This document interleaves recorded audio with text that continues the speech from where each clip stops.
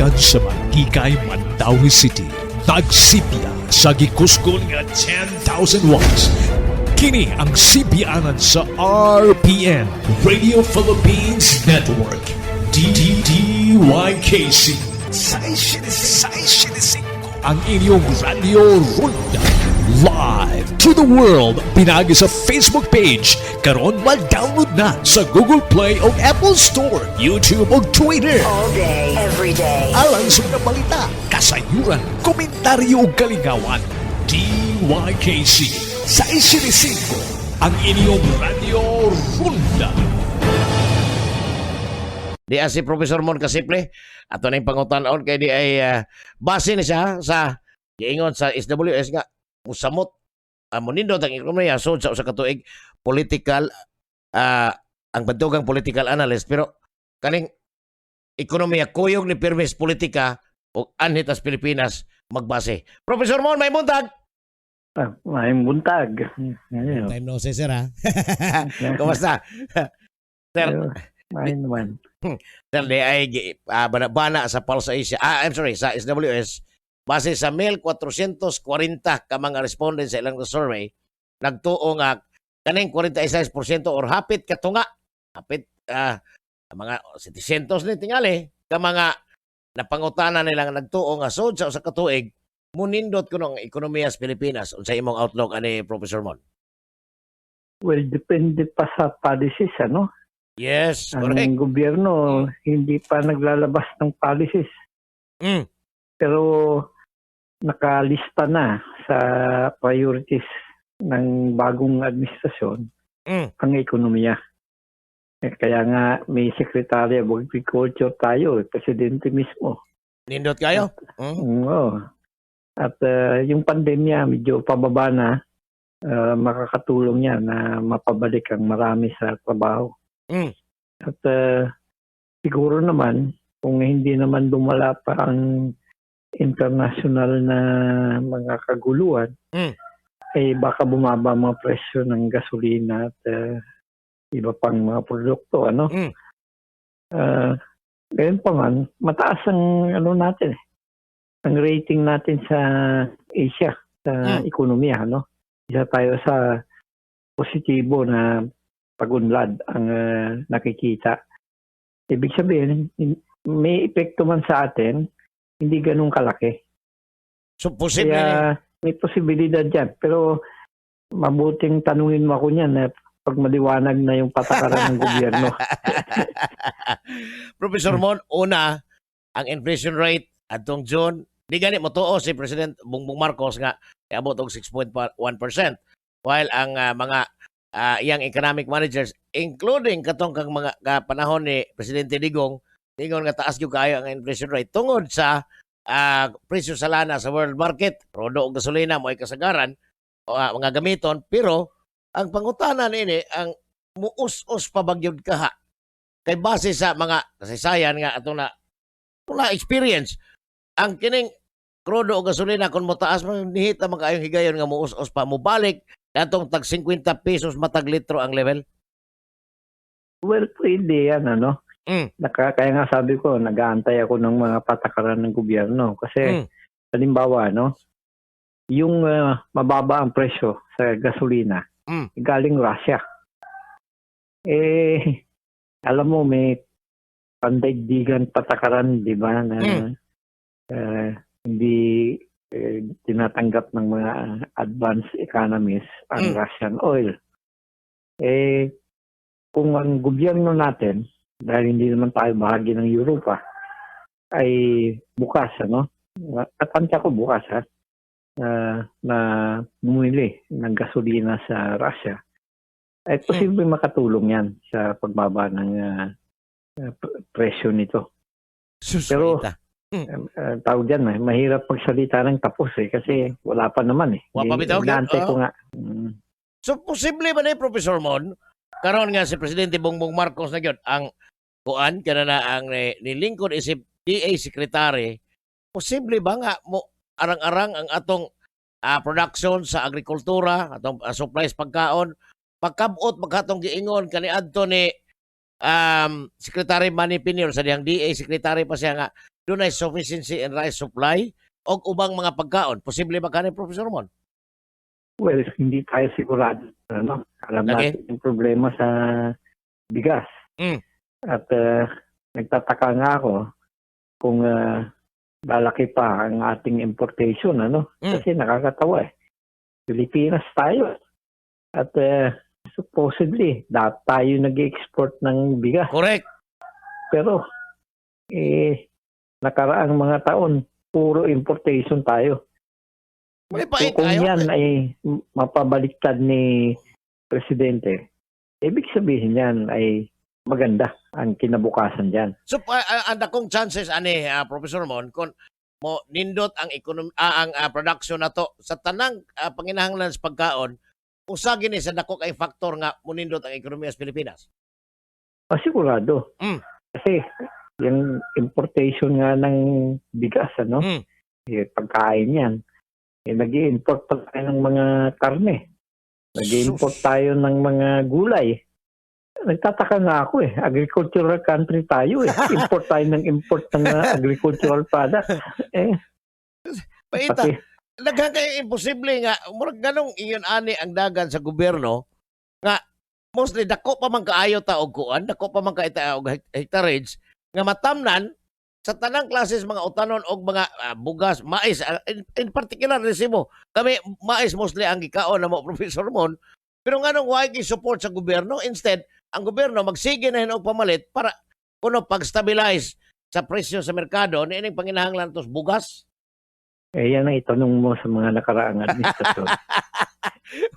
Mayon ta sa atong pangandoy lang nini kaning kang presidente BBM sa iyang administrasyon o siya DA secretary posible nga og di man gani kaigo ang ato ang production pero gamay ang atong panginahanglan lang sa importation, Professor Mon. Well, hindi dapat tayo nag-import. Yes, correct. Given yung ganyang sitwasyon na agricultural country tayo, diyan dapat nakakalamang ang Pilipinas. Mm. Kaya nga ang tanong diyan sa mga dating mga administrasyon, ano? Mm. Na tingin ko naman, may tansya tayo lahat eh. Mm. May kumikita kasi diyan sa importation. Correct, yun sir, tinoon na. Yan ang tanong. Mo na ilang gatasan diyan dapitan.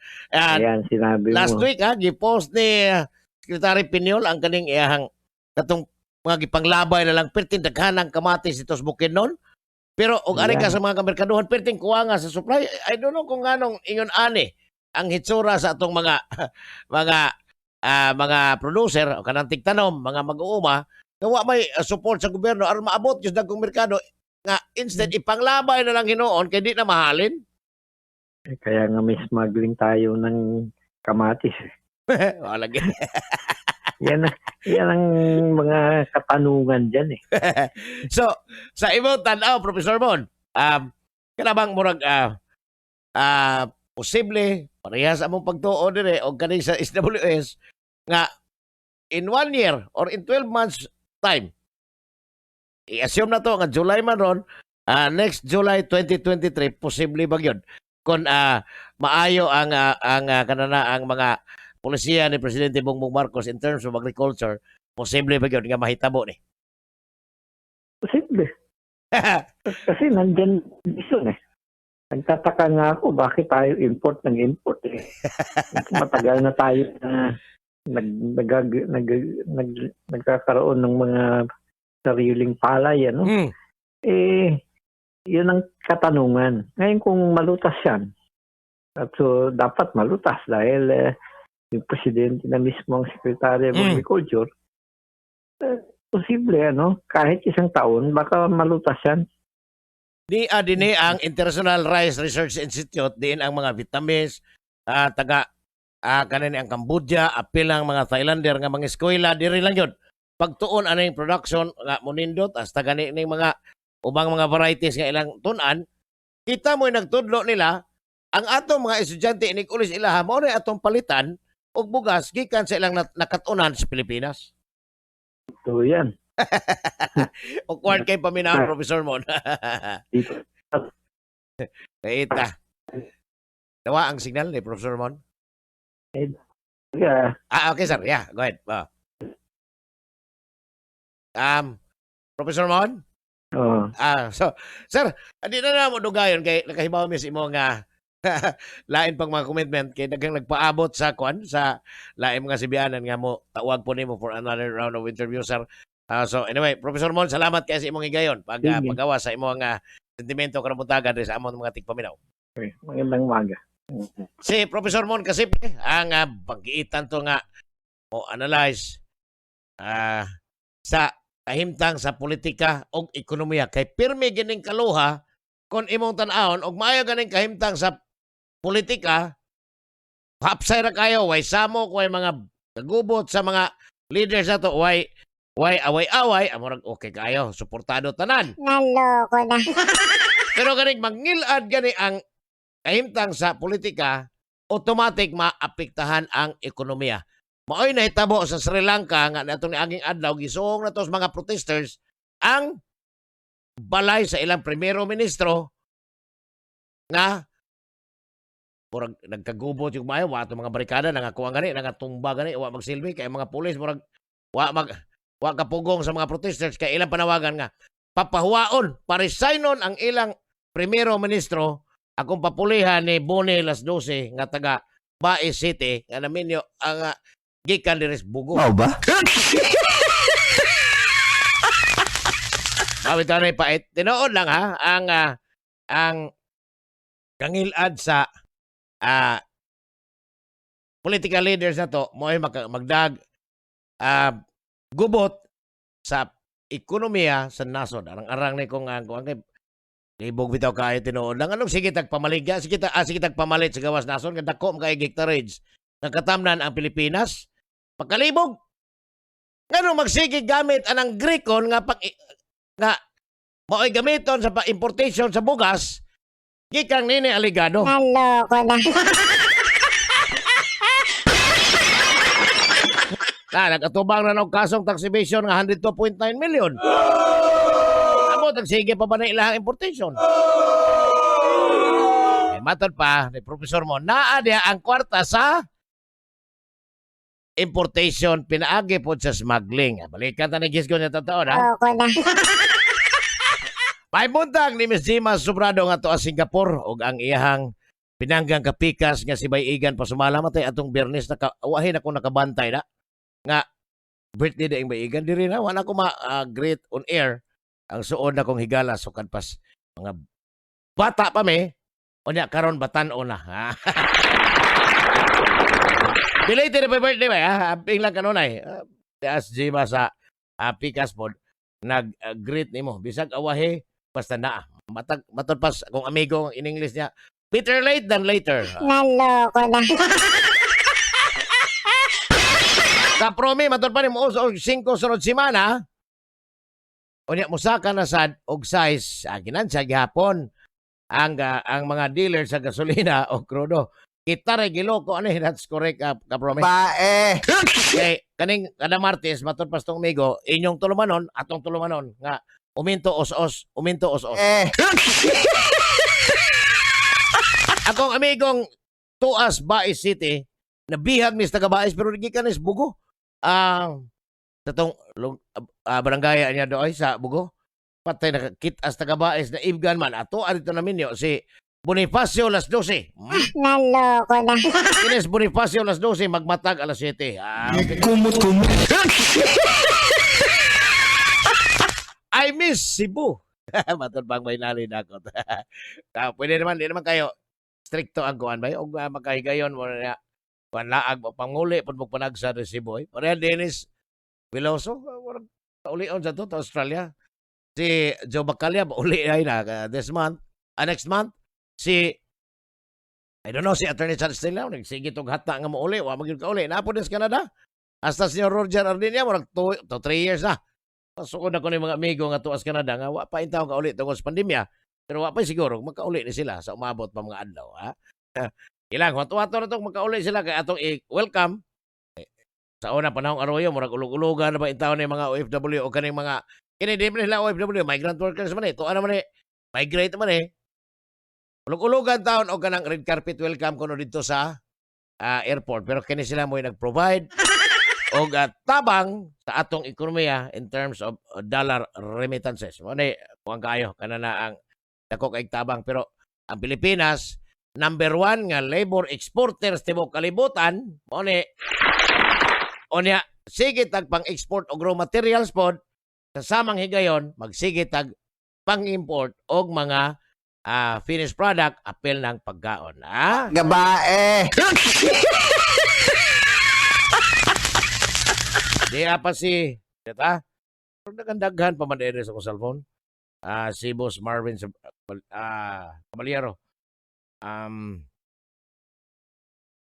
Adit lang kay di apa Judito Monsolier. Adit po sa taga Carmen man na ni kaniya. Okay. Anya di ay uban nga na putol magod to kaniya atong internet mo hinungdan nga wa atong live streaming. Pero nabalik na. Pero biyan sa tamo kay commercial sa ta. Standby alas 8:10 na.